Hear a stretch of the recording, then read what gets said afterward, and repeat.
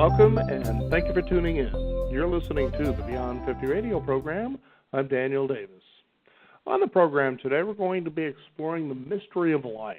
Many of us try to reach out to find our goals and dreams to be achieved, but sometimes we find that life just isn't unfolding in a way that we would like it to.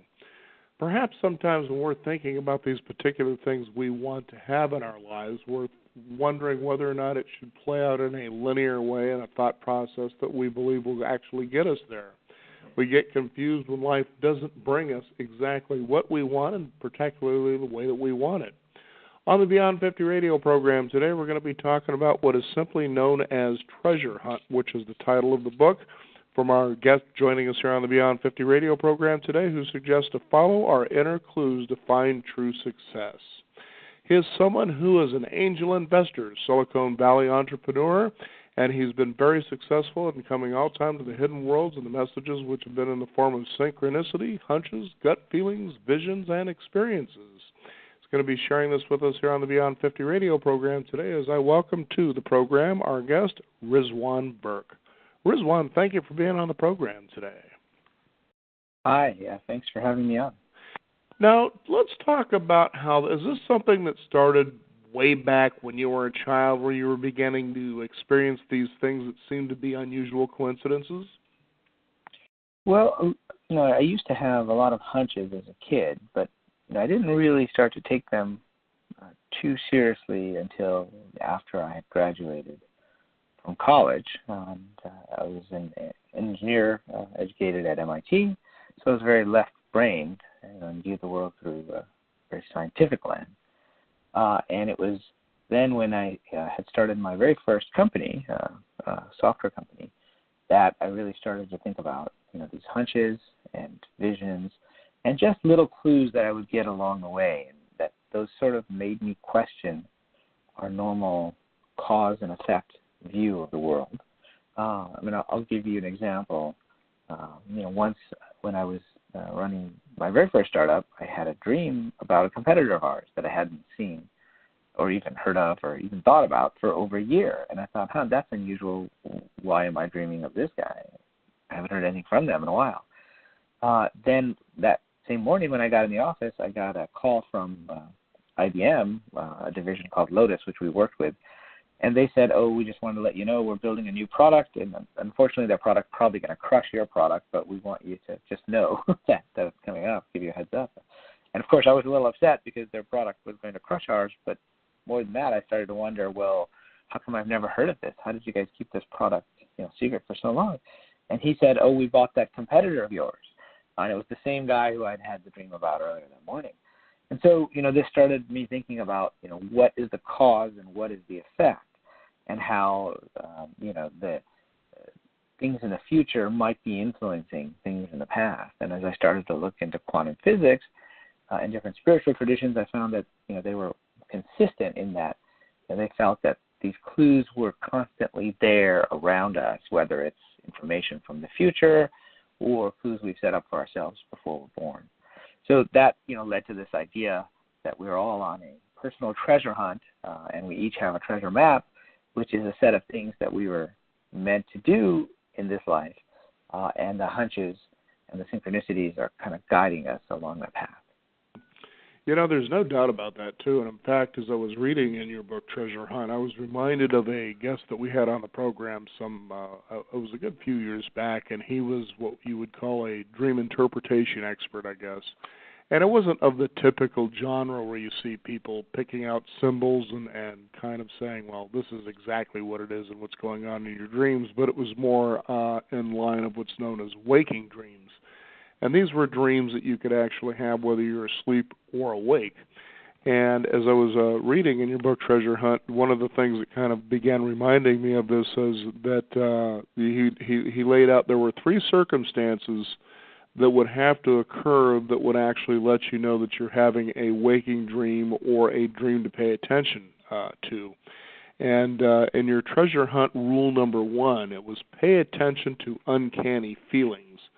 And in his case, what he would say is that you're having a waking dream or a dream to pay attention to when you have something that seems out of the ordinary. So they're kind of the same thing in a way. Let's talk about what that is.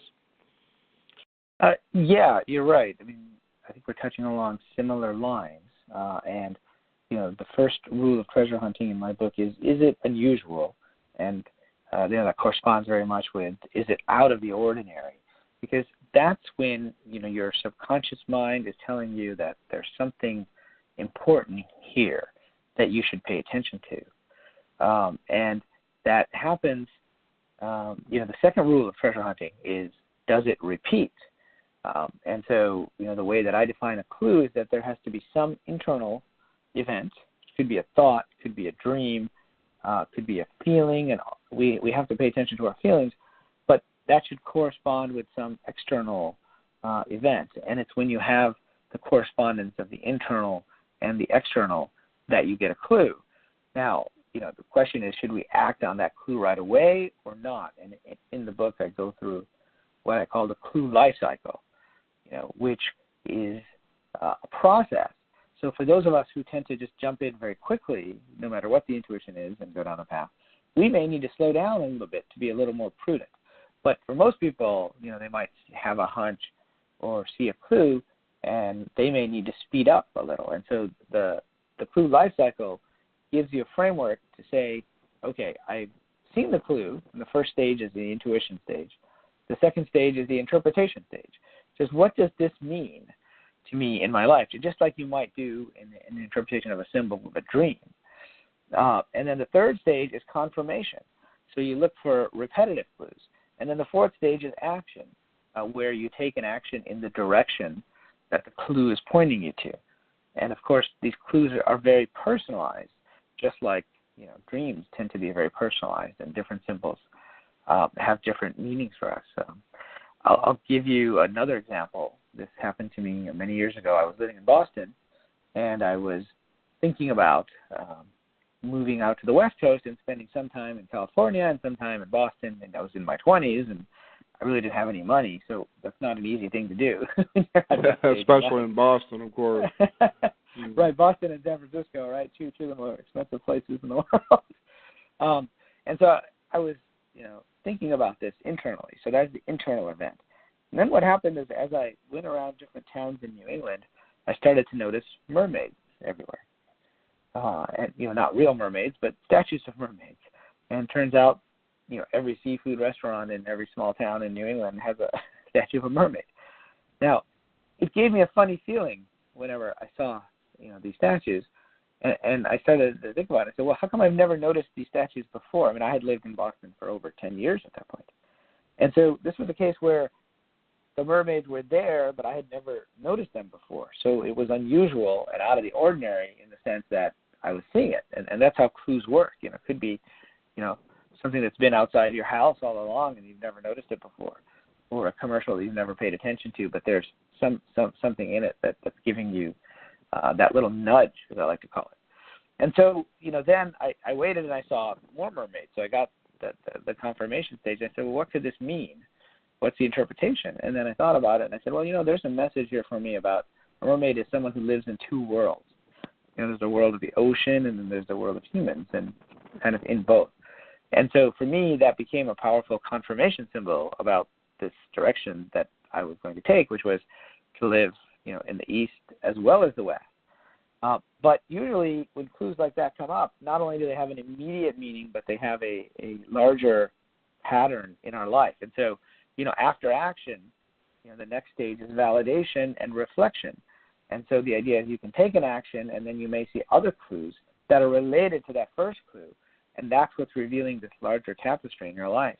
And so for me, that mermaid became a powerful symbol of somebody that lives in both worlds, not just the East Coast and the West Coast, but really a lot of my career and life has been about bringing Eastern concepts into the Western settings of business and science and engineering, which is where I live. And so it's really been a metaphor for living in both of those worlds as well. And those are the best types of clues because they have references to other parts of our lives. They're kind of what psychologists would call overdetermined when they talk about dream interpretation. And the idea is that one symbol in a dream might mean multiple things. Exactly. And all of those things could be true. Yeah. And I like that you actually pointed that out, because a lot of times you'll see a bunch of dream books out there and they'll have, 1,000 dreams interpreted. It sort of packages it up at almost like a McDonald's Happy Meal. And I say to myself, no, because dreams can be very subjective depending on an individual's experience, depending on, for instance, if we're talking about sleeping dreams, situations where you're in a room that's too hot or too cold, you could be feeling stressed. I mean, there are a lot of variables in a person's dream that actually define how it actually plays out, so to speak. And so when I was talking with this particular guest that we had on the program about waking dreams, he laid out, basically 3 rules, if you will. And the first one we were talking about is that it had to be unusual, something that kind of shocks you, if you will. And the second thing, and you actually talk about this also in the book Treasure Hunt, is there has another clue, if you will, or waking dream, is its repetition. It's something you find happening over and over again. For instance, in your case, you were talking about mermaids.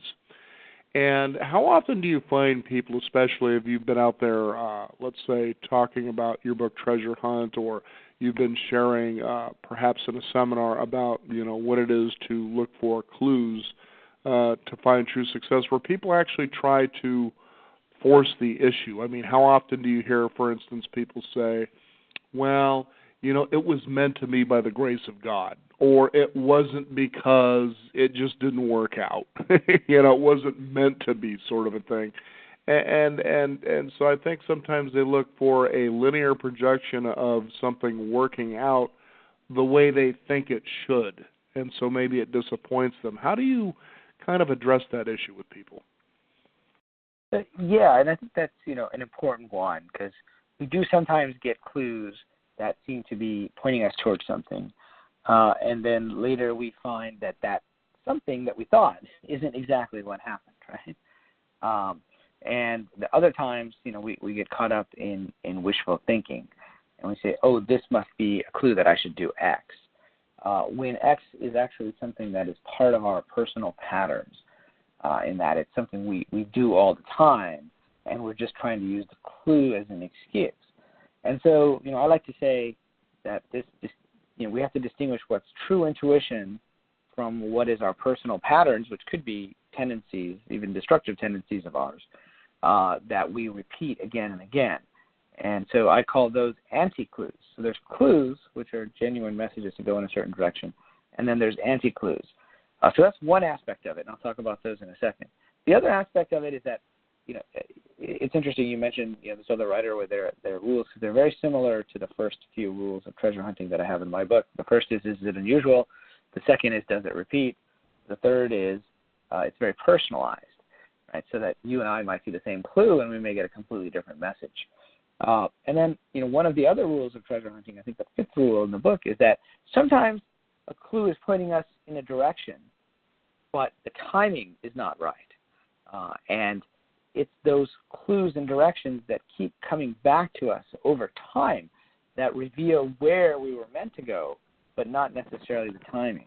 And so I'll give you another great example. This is, again, I'm going back into the 90s, where I had written a business book about startups that wasn't a spiritual book at all. It was just, on the business side. And, it's very hard for an author, a first-time author, to get an agent initially and then to find a publisher.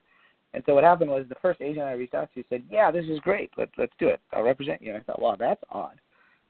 Here I've been thinking about writing this book, and this agent is willing to go with me. I thought I'd have to go after lots of agents before I found one. And it turns out she was in California, in Malibu, and I was supposed to go out there the next week so I could meet her in person. So there was a lot of synchronicity. I call this kind of the green light syndrome, where things just kind of open up and obstacles seem to be melting away and the clues seem to be pointing in a certain direction. Now, what happened with that, though, was that she tried to sell the book and couldn't find a publisher for it. So this is what I call the green light, right? It looks like you have I would say the red light. You have a green light, and then a red light comes up, which stops that particular direction. Now, during that time, though, she asked me a question that I had to think about before I answered, and she said, well, what book do you really want to write? It's in your bones. And I thought about it, and at that point I had started to pay attention to these different clues, and I said, well, I'd really like to write a book about synchronicity and career, synchronicity in business. And that was, a kind of a heartfelt expression of what I wanted to do. And so, even though it didn't happen at that time, that opened up this idea, which then here we are 20 years later, and that was in 1997. This is 2017. And I'm just releasing this book, Treasure Hunt, which I wrote an earlier book called Zen Entrepreneurship, which was about some of these experiences, but this book is really focused in on this aspect of it.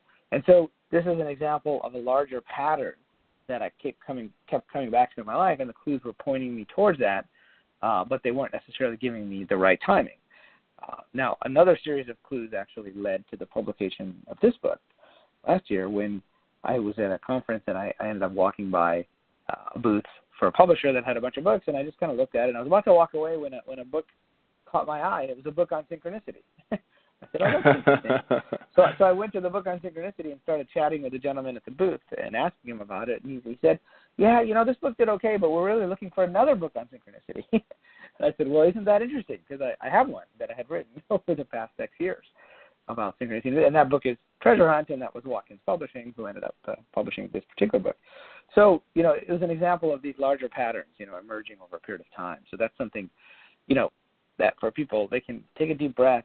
They don't always have to act on the clues right away. The clues will get progressively louder is the way that I like to present it.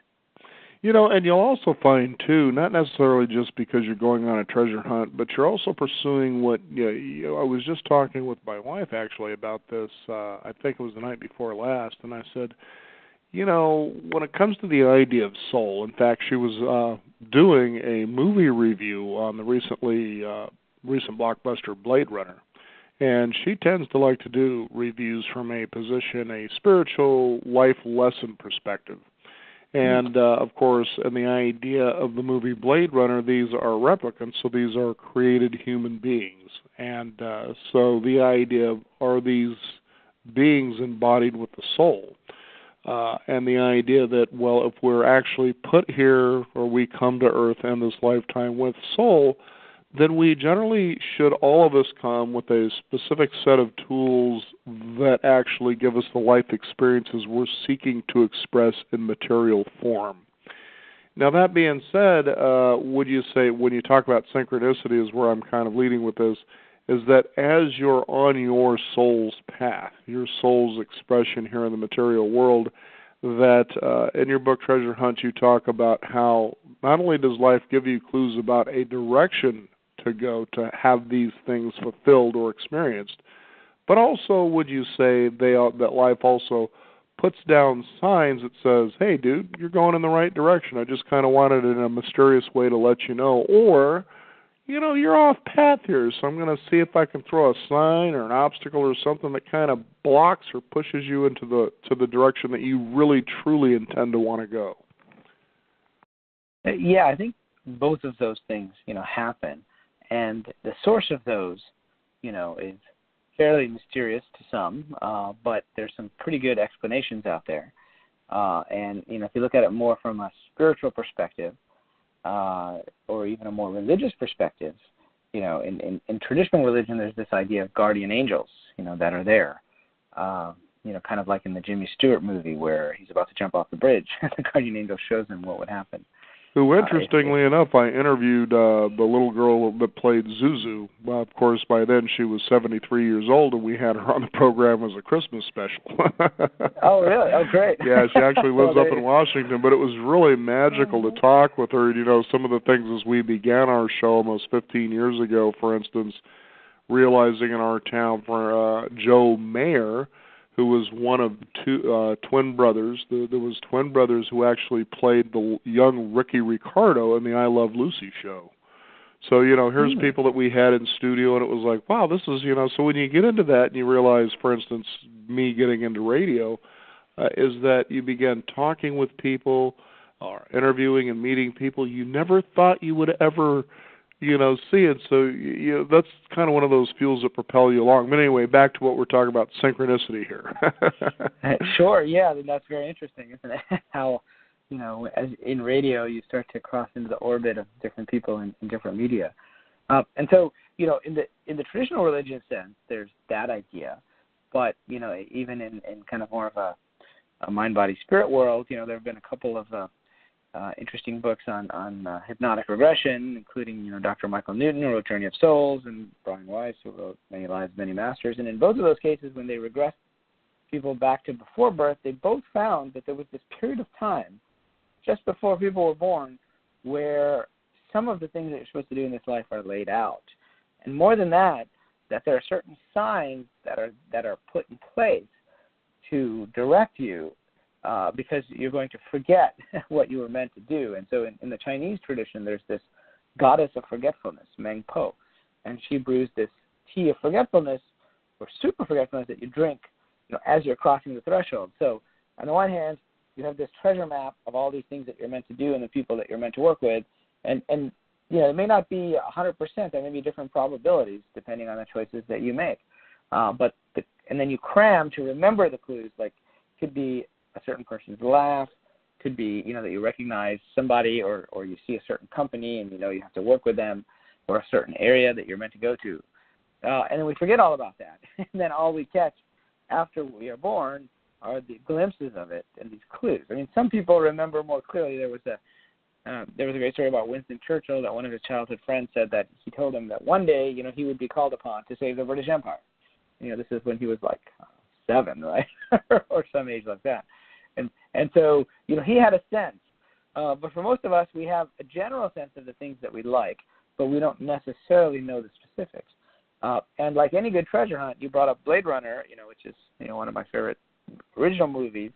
But the metaphor I use in Treasure Hunt is the idea of an Indiana Jones, And in those films, like Raiders of the Lost Ark, wouldn't it be nice if Indy was just given a map at the beginning of the movie and he could say, "Oh, I just go here. There's the Ark of the Covenant. I can go get it," right? But it never works that way. What he gets is one clue, and he has to follow that clue, and then that leads him to the next clue. And where does that lead him to the next clue? And then eventually he finds the treasure. First of all, it wouldn't be a very interesting movie if it was just kind of given to him, right? Right. More than that, there's a process to follow in following the clues, and that's the metaphor, that I like to use for the book. Now, just to let our listeners know here, you've also been involved in film, and I thought this would be a wonderful direction to go, as people certainly love movies. There's no doubt about that. But just to talk about the kind of work that you've been involved in producing in, they've mostly been indie films such as Turquoise Rose, Thrive, What on Earth Will It Take, which from my understanding has been viewed more than 70 million times. That's pretty phenomenal as it is. And then there's that cult classic Knights of Badassdom, which I remember my wife and I a couple of years back watching, it seems like.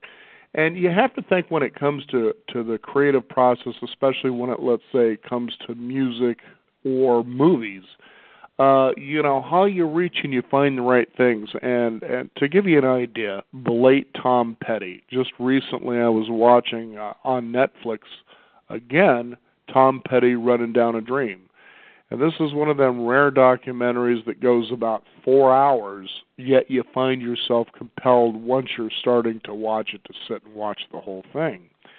As you see the process of how he comes up or had come up with songs, writing these fantastic albums since the 1970s. And one of the most fascinating areas of this documentary is when he gets to a point where they label that section of the documentary Strange Coincidences, I think is kind of what it's called.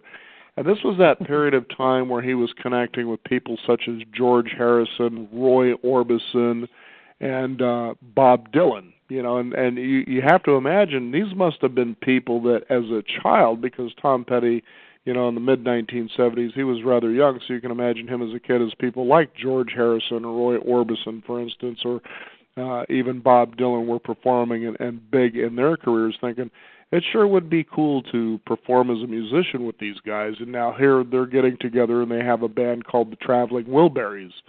And in fact, he actually helped Roy Orbison just before his death produce a #1 song, Anything You Want, You Got It, And it was really cool because he says, I was just thinking, I want to contact George Harrison, and there I was in this hotel lobby, and there he was, kind of a thing.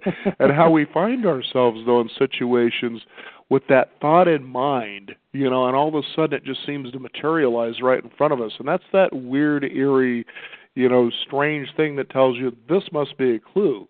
Now, one of the suggestions you talk about in Treasure Hunt that you encourage people to do when it comes to clues and being on this treasure hunt is to write these things down in your own little treasure book. So you're literally creating your own map. Tell us how that works. Yeah, and going back to the movie metaphor, if you've watched Indiana Jones and the Last Crusade, you'll know that Indy had his father, who was played by Sean Connery, who had been assembling clues to find the Holy Grail his entire life, and he'd been putting them in a book. And that's the metaphor that I like to use. His Grail diary was the place he wrote his clues for his lifelong search. And each of us, has our own individual clues, which we can write down. And, we write them down for multiple reasons. First, when we start looking at clues, we may or may not be sure if this is a genuine intuition. As I said, clues will repeat. And so sometimes it's important to be able to go back and see, where that when that a previous clue might have happened that might relate to this one. The second is that, our initial interpretations may be right or may be wrong, and so it's useful sometimes to write down what our initial interpretation is of that thought. And then finally, sometimes these patterns will reveal themselves over a much larger period of time, of many years in our lives. And so because of that, it's useful to have the major clues that we've had before, kind of related to this. And so, I'll give you another example. I brought up this east-west idea and the clue of the mermaid, and you brought up George Harrison. And, I saw some friends of mine in Sedona a few years ago, and one of them said, I keep hearing George Harrison songs everywhere I look, right? And it's funny you mentioned Sedona because we just recently moved to Scottsdale, Arizona. Oh, you did? Oh, great, yeah. And actually one of the places I was looking to move to was Sedona, Arizona. And anyway, so we got George Harrison all over the place now. So we do, that's right, yeah. I'll tell you, another story about Sedona and Scottsdale in a minute. But, she said at the same time, she had been researching Apple and found out that, Steve Jobs, the book the only book he had on his iPad, when he passed away, was Autobiography of a Yogi by Yogananda. And it turns out, and she's like, but I keep hearing these George Harrison songs somehow related to this. And then she found out, well, their recording company was called Apple, and that was one of the reasons why Steve Jobs had named their company Apple. And she said, this is kind of interesting. And I said, well, the other thing is that George Harrison used to give copies of Autobiography of a Yogi to everybody he met. It was one of his favorite books. And she said, oh, that's interesting. And at the same time, I had just moved to Mountain View, California, where I live, and there's a spiritual bookstore here called East West. And within like a couple weeks of my moving here, the store, which had been there forever, has been like a spiritual haven, suddenly went on sale.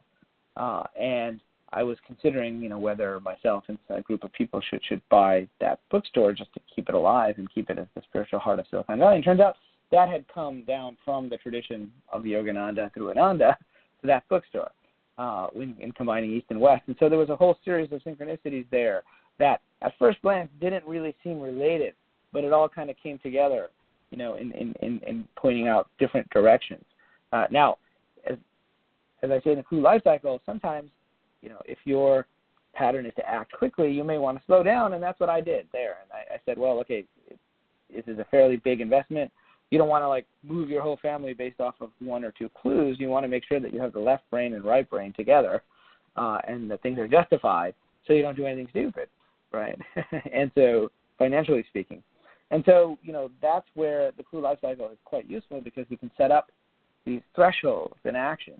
That says, well, if this was really meant to be, I need to meet conditions X, Y, or Z and see if those conditions are met. And in this case, because I was very busy with my other projects, I realized I didn't have the time to spend, on this spiritual bookstore, even though it kind of tied to both where I am now and my broader mission of bringing East and West together. And so I said, well, I'll let it go and let's see, if it comes back, right? And so I let it go. Some other group was going to buy it, and just recently I found out that they pulled out, and so the store is still for sale. And so now I'm looking at that along with some friends, and not to say that we will or we won't, but it's the idea that we have these larger patterns and these threads that are interweaving in our lives that can become part of our treasure map. And there are different probabilities that we may or may not choose to go down. And that was, when you think about, for instance, and I'd like us to talk about this because we talk, as you were mentioning, timing. There are times, should we act now or should we kind of pause and maybe slow the process down? And I'll tell you, moving to Arizona for the both of us was what you would call going down a water slide. It was pretty fascinating how fast it all happened. And to give you an idea, it was back, I would want to say about late May, probably late May, I guess it was, of this year. I had personally had what you would call a spiritual pull to the southwest. We moved down here from the northwestern part of the United States. I was originally born in Southern California, and then by the mid-1970s, my family decided to go ahead and let's move up to the Northwest. And I really never felt settled up there, but, I enjoyed it for the most part and have also done some traveling since then. But some circumstances had occurred, and there was one day she just kind of popped out of the shower and said, what do you think about moving to Arizona? And Arizona was kind of an area that I thought about moving to. And, again, this was a dream or an idea that I shared with her of an intention that I wanted over the years that we'd been together. So she says, so what do you say we do that? I thought, well, my children are pretty much grown up. They don't really need to have me around kind of a thing. And I thought, yeah, that's a great idea. So she says, well, when do you want to go? And I thought, well, how about next spring? Because you're thinking about things such as saving the money for moving costs and so forth. And for some strange reason, we had a friend of ours who decided to say, what I see you doing to make this successful is you really should consider moving by the fall, maybe no later than October. We were like, wow, we're only talking a few months, right? But once that decision was made, to literally the decision was made, at first I said October. That was kind of me putting things off, but that was a habit that I tend to have sometimes, procrastination. And, excuse me, and she says, well, what do you think? She's suggesting by the end of September. And I thought, okay, well, let's go ahead and shoot for that. But if we miss the mark, then, maybe mid-October, late October at the latest. And once that decision was made, a series of incredible circumstances began to kind of unfold itself where the money just made itself available. And I literally mean that. And I'm thinking, wow, and then this lined up and this line. It was literally, like I said, it was like a water slide. Like you just got to the top and you enjoyed the ride, and here we are. And you got to imagine that I had just simply, had quit certain things that I was obligated to, came down here, but then these doors just within a week and a half just opened up to settle everything down, and it was pretty incredible. And that, you could almost call a leap of faith. But let's talk about how we should view timing on clues, like you were saying. Should I initiate and rush in and do this now, or should I kind of slow down? How do we view those circumstances according to Treasure Hunt? Sure, and that's a great story because it shows, a case where the obstacles suddenly melt away. Yeah, and you could feel that it was right, but it was scary, and it's that fear that I think kind of clouds you from taking that step and saying, no, let's go for it. But think about it. It wasn't something that happened overnight as far as the intention. My intention was probably 15 to 20, no, actually close to 20 years ago. I thought, there's a spiritual feeling I should be down in the Southwest to really open myself up to. But I just kind of put it off and just, living life. So this is a thing that's 20-plus years in the process. So, but it was like once the decision was made, we were on the water slide. Yeah, that's great. And you can say, that was your larger pattern over 20 years. And I've seen this happen with other people where they had an idea, but the timing wasn't right. And then years later, it's almost like a seed had been planted, right? And then suddenly it's a full-grown tree. And, I told the story of even Treasure Hunt itself, the book, the idea of being born 20 years ago and then suddenly just come to fruition 20 years later. And so I think, that's that's a great way to think about, how to navigate with the clues, is that, timing is the most important thing. And sometimes, we haven't talked too much about this, but, one of the areas I explore in the book is this idea in quantum physics that there are, multiple futures, multiple probable futures, so that these future selves are sending us information back to us. And that, that's another way to think about the clues. I mean, I talked about the religious and spiritual perspective. I'm an engineer, so I like to know how things work. And so, a more scientific explanation, is interesting to me. I mean, you could say that there was a future self of yours that was living in Arizona that was sending you that message 20 years ago saying, oh, I might want to live in a spiritual place like Arizona in the future, right? And which future self it is, and when it comes to fruition, depends a lot on our other circumstances, but also in our consciousness when we pay attention to it. And in this case, it seemed like the right time where you started to pay attention to that. And then, in the clue life cycle, I talk about taking steps, but sometimes taking, a half step, saying, okay, this is the direction I'd like to move in.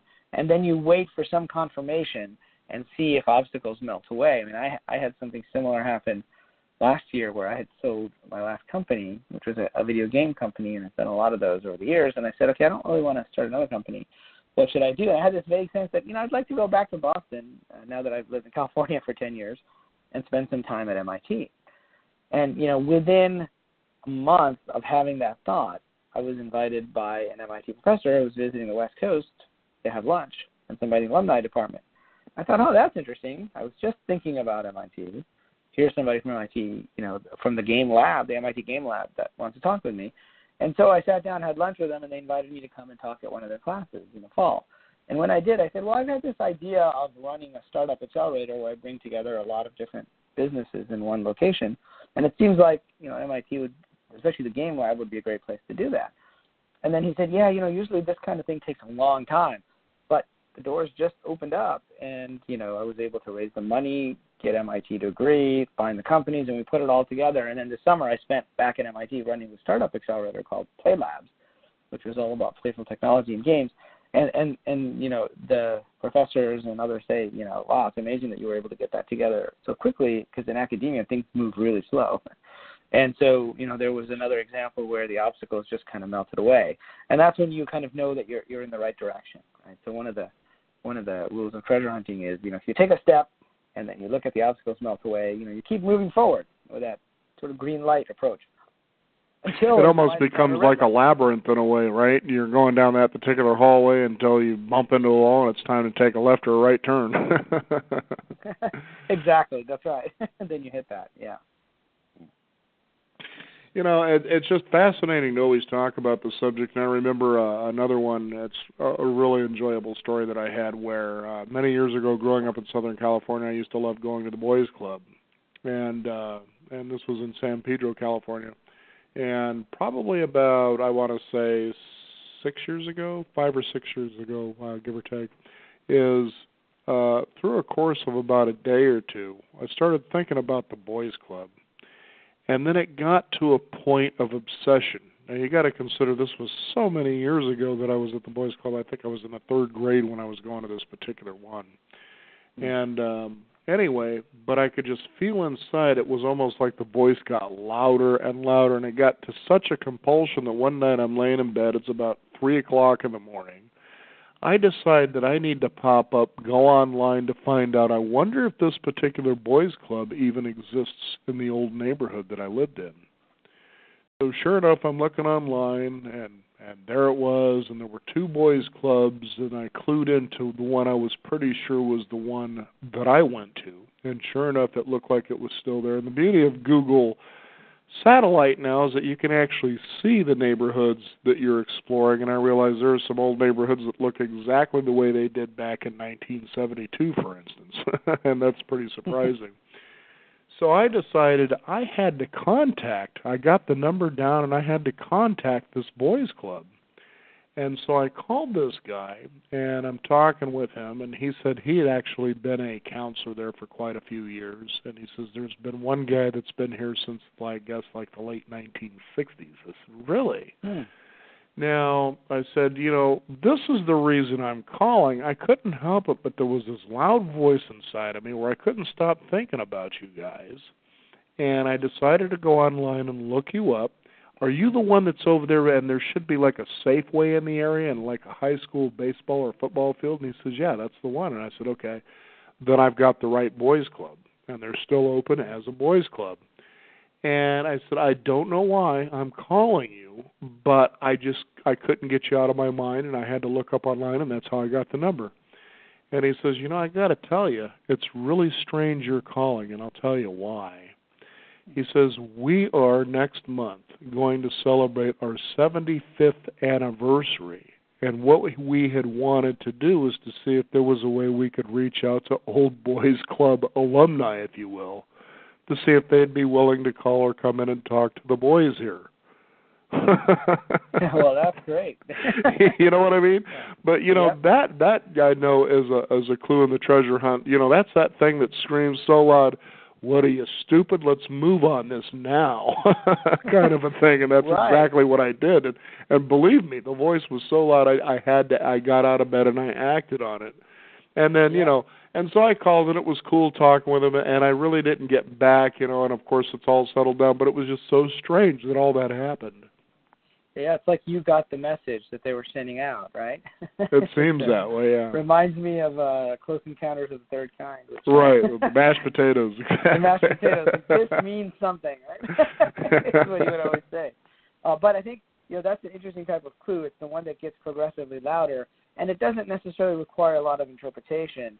It requires some action to go figure out, what the next step is. And there's a story in the book of a woman who, I guess she was in Boston being a photographer for some magazine, and she kept, she was unhappy with the types of photos she was taking and wasn't really happy with her work. But on the weekends, she would do wedding photography, and she found that to be, much more meaningful. And she started to get this message that said, move back to Austin, Texas, where she was from. And of course, she ignored it, kept on with her job, and was still unhappy. And the message just getting progressively louder and louder. And so, I always ask people to wait if they can before making a major decision until they get to that point where they feel like it's the right time to do it. And so at some point she just said, okay, I can't ignore this message any longer. Like at night, it's just really loud in my head. And she ended up just quitting her job and moving back to Austin. And, as a photographer, there aren't that many jobs these days, right? So it was a bit of a leap of faith. But she felt, very strongly that this message was coming to her. And when she moved back, she was able to hook up with one of her old professors who was willing to fund her new business, which was to do wedding photography. And so she started a new business there and was much more fulfilled in doing that. And so, that's a case where both the clues got louder and then she acted, and then a series of interesting coincidences when she got there, got her down that path. As we were saying earlier, that the obstacles, just melt away.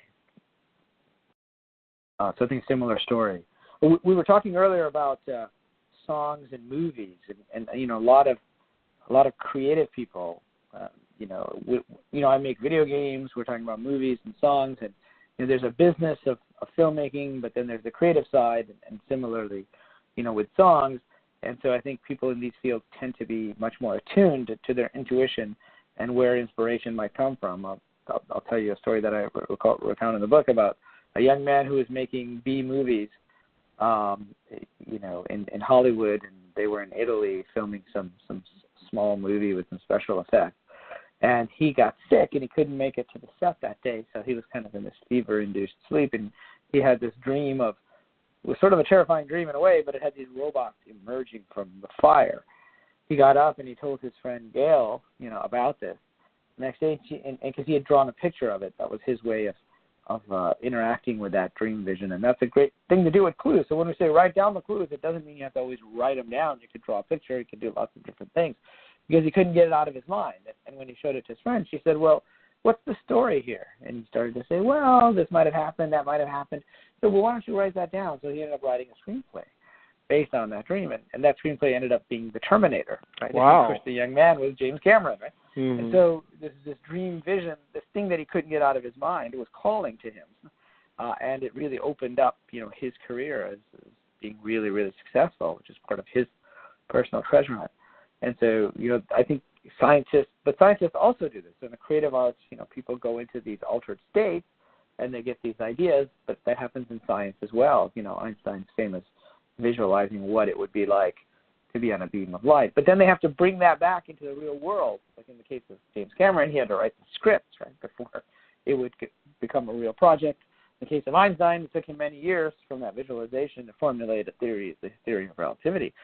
And it's like that in the sciences, where you have to use the left brain to help you do the proof after you've gotten the insight. Right. That can take a long time. And the other thing too, a fun little story about the invention of the sewing machine is that this guy had actually labored over trying to get this darn thing to work. And apparently he had a dream where he was on an island with, call them savages, if you were, and they all have spears, and apparently he had the feeling in the dream they were about ready to cook him. Yep. And he says, but then finally as he paid attention in this dream that was happening and came out of his fear a little bit, he noticed at the end of all these spears was a little hole, and realized the problem was that you needed to have a hole at the beginning, at the point of the sewing machine needle, and not in the back of it like you typically do. And that's how the sewing machine started working. And that's a great story. It's Elias Howe. Right, yeah. And it's amazing because, what I kind of wanted to end the show with is the idea of action, when to take action, when it's forced action, or when it feels natural. And certainly we've shared enough of what happens there, when you can act quickly because the voice is so loud you have no other choice. And then there are times where you sort of plant the seed, but then once you make the decision to take action, it seems all the obstacles fall away. And this is, what you talk quite a bit about in your book here in Treasure Hunt. But I would have to think that a clue to really pay attention to and to move on in action would be that one where the voice comes naturally. It isn't one where you're thinking and then you sort of mold it into what you think and then you move on it, because a lot of times people might find themselves stumbling a little bit, wouldn't they? Yeah, and so, one of the areas that I talk about in the book is this idea of patterns, which are things that we've done multiple times that maybe haven't, that have held us back. And these external patterns are usually a reflection of our internal patterns. And so, if we're kind of making this stuff up, we tend to view it through our own personal lens. And these are what I call anti-clues. So sometimes it seems like, you're making up an action to act, but really the clue is there to see if you can take a deep breath and release the pattern. I'll give you an example. I was on a radio show a couple of years ago, and this woman said, well, I keep getting into these business relationships that I can't get out of. I signed the contract, and there isn't an easy out. And I said, well, that's interesting. Has it happened at least 3 times? And she said, yes. And I said, okay, so that is an external pattern, which is a reflection of some internal pattern. And so I encourage her to pay attention to her internal clues and say, what does it feel like when you're about to go down this path of signing a new business relationship with someone? And she described the sensation of excitement and how much fun it is to play with ideas and to get into these relationships. And I said, great. That's actually one of your internal patterns, which is a strength of yours. You can meet somebody new, you can come up with ideas, you can brainstorm, you can get excited about it. But what you have to do is realize that when that happens, you have to take a deep breath and don't act right away. So she has to come up with a counterbalancing set of criteria, which might say, okay, I'm going to wait a week or 2 weeks and take a deep breath. And why do I keep emphasizing take a deep breath? Because these external patterns are a reflection of our internal patterns. They're what the yogis used to call samskaras in our kosas. And kosas are these sheets which surround us, and the samskaras are the ways that we bend these sheets and our own internal patterns so that we're not seeing things clearly. We're seeing everything through our kind of bent or warped point of view. And so it's important to recognize that, and I like to say that our patterns are like dragons. And there's a great Chinese saying about dragons, which goes like this: if you try to fight the dragon, it will defeat you. If you try to feed the dragon, it will eat you. But if you learn to ride the dragon, only then can you take advantage of its might and its power. And that's, our patterns are like that. They're actually strengths of ours, but they can lead us down the wrong path sometimes. when we have either too much wishful thinking or we're just kind of on autopilot. And those are what I call anti-clues. And so, a couple of years ago, I was in China, and I was at an old temple, and I saw these statues of dragons, and I remember that saying, but they all had something under their claws. And I was like, well, what is that under their claws? And they said, oh, that's the pearl. So every dragon has a pearl that it's supposed to guard. So if our patterns are like dragons, there's a pearl there, which is our strength. Like in my case, I like to jump into something. I learn it really well. I spend a lot of time, and then I get bored, and then I move on to the next thing. And that's a strength of mine, that I can learn something new and get excited about it, but it can turn into weakness if I get so spread out between too many projects that I'm never able to complete any one of them. And so that's something to keep in mind as well, that our treasure map consists of our strengths and our weaknesses, and we have to come up with ways to help navigate keeping both of those in mind. And Treasure Hunt is really about a navigational system, creating our own personal GPS, if you will, leading us to the types of things that we were meant to do.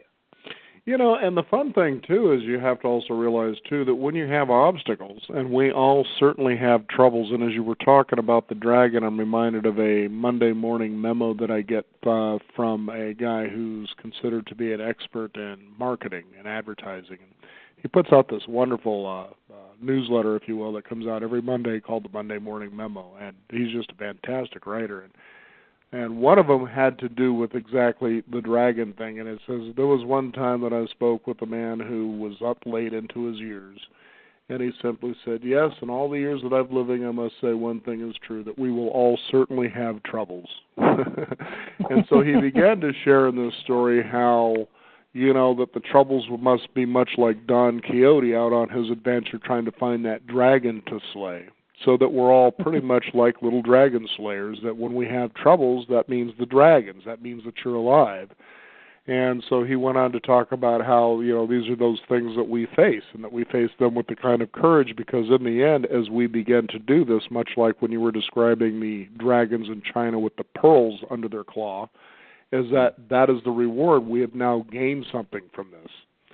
And so I'm loosely saying it the way that he actually told the story in his Monday morning memo, but it was the idea that, so if you're continuing to have these dragons, then that's good news, because that tells you that life isn't over yet. That it's still something that you continue moving forward in.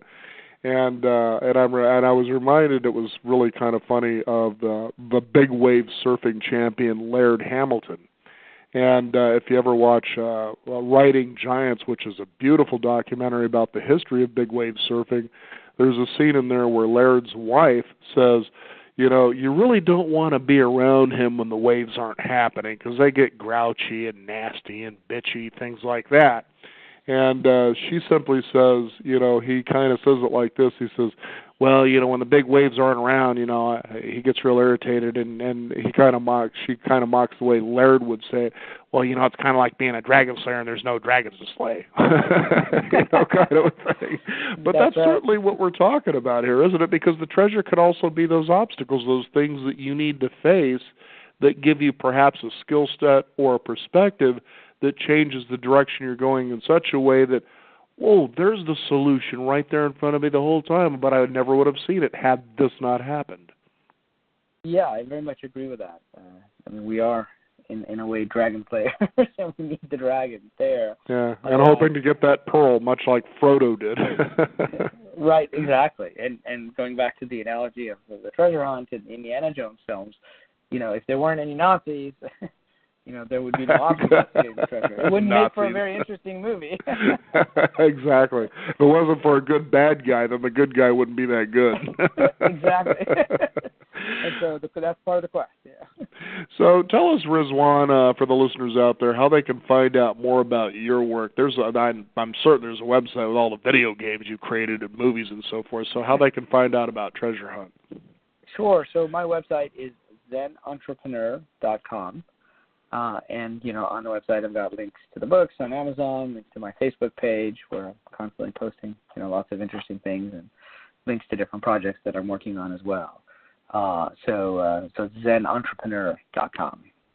Very good. Zenentrepreneur.com. And if, with your permission, I'd like to read something in your book that I think would be a great way for our listeners to kind of think about this book and life in general. And it actually is the very beginning of your book, The Clues.